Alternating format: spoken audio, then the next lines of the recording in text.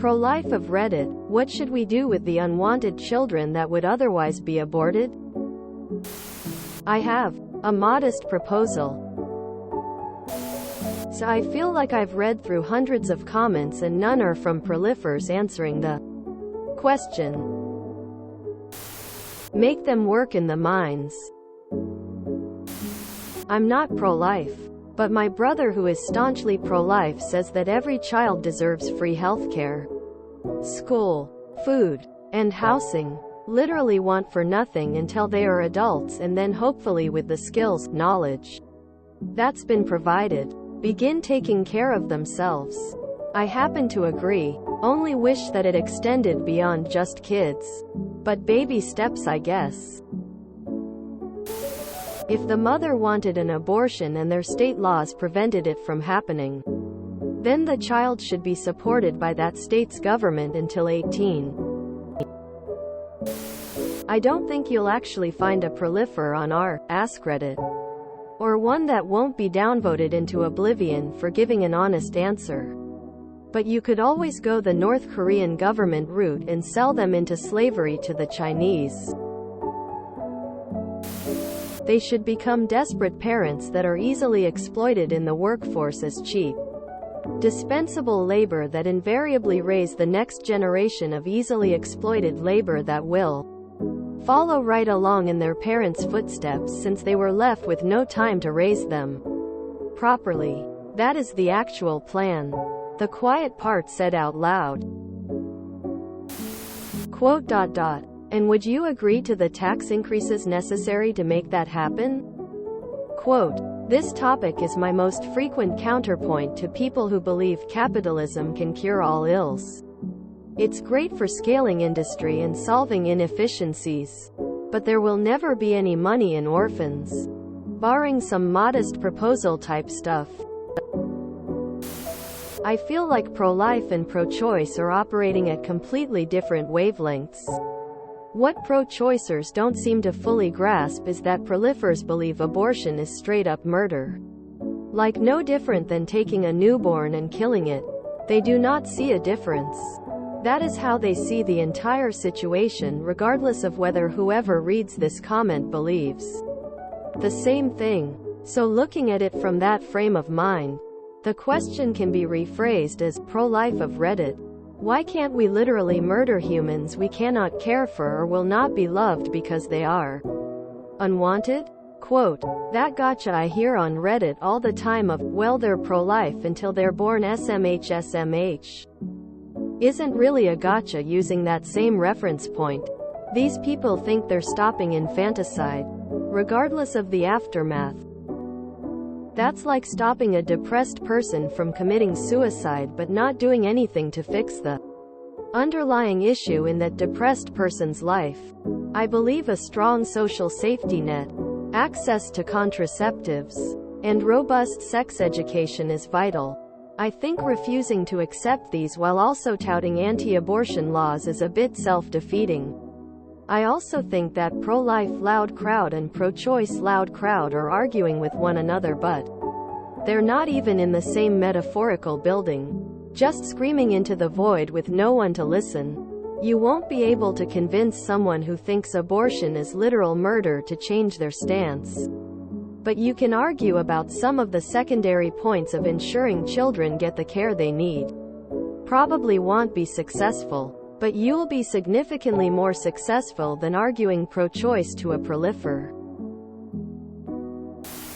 Give it to the pro-lifers to adopt. Mars Colony. Make it easier and cheaper for loving families to adopt. Significant subsidies for daycare would be a good start. Private, quality daycare costs thousands per month. Most couples cannot afford this and should receive vouchers so they can. Just because people are poor or middle class doesn't mean they should put their kids in high risk. Unlicensed daycare. We should invest in comprehensive sex education, accessible contraception, and support systems for expectant parents to reduce unwanted pregnancies while fostering a society that values and cares for every child. Obviously, we should cut all state and federal funding for welfare programs that support low-income families and early childhood development. Let's also shoot down ideas like free school lunches, and make sure to reduce the pool of potential adopters by using religion as a criteria. The same people who vote pro-life tend to support these things, or vote for the politicians who support these things. So clearly they don't care about the kids once they're born. They're not pro-life. They're pro-birth. I can't seem to find one pro-life person on this post at all. I think it's important to address why a mother may have wanted to abort in the first place and, if possible, offer solutions to those problems. For example, a majority of people are waiting, not wanting children simply because they can't afford it. To fix this issue, we'd need to first address other major issues in this country such as corporate greed. Giving more power to unions and people in general when it comes to work would help improve people's financial situations. Housing can fall into this as well, as many don't want to start a family until they have a house to raise those kids. Make housing affordable for Americans. People being able to afford to give their children the lives they deserve would help to drive down the number of women who wanted those abortions to begin with. Supporting better birth control measures and having some that can be used by men would prevent pregnancies in the first place. In tandem with this point is better sex education, as this also helps reduce unwanted pregnancy. Finally, improving the adoption process and ensuring children receive all the support they need in the system is integral. Many unwanted pregnancies result in children being put into orphanages where their lives and opportunities immediately plummet. Being an orphan means they have zero financial support or a safety net going into adulthood. These children need support well into adulthood, such as full tuition paid for to go into college.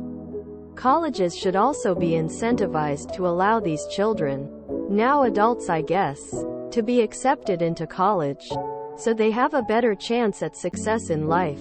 If not college, then some form of higher education such as trades. Regardless how you spin it, these people are the most vulnerable of our community. With all of this, I think it answers what we should do with these unwanted children. Make them wanted by improving the lives of the parents and improve the system for unwanted children. But allowing abortion again would honestly be a simpler solution. Most states won't even feed kids breakfast at school. No one's going to take care if these children not a single pro-lifers. It's a joke.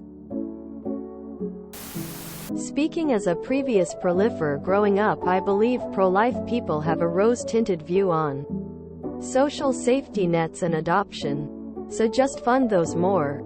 The baby will go to a good orphanage, get adopted by a good family, work hard and pull themselves up by the bootstraps, go to college on scholarship, get a good job, and potentially become the next Einstein.